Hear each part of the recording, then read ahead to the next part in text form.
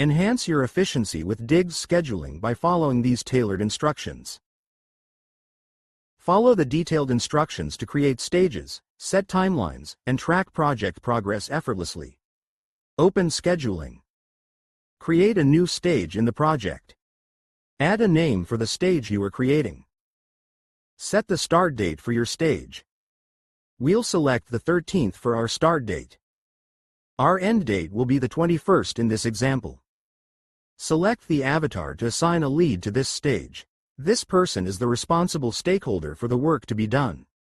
They will be notified of all changes on this stage. Let's assign Brian for our example. Select your cadence of reminders that you would like to send. Reminder notifications will get sent out via email and also in the Dig's Notification Center for stakeholders.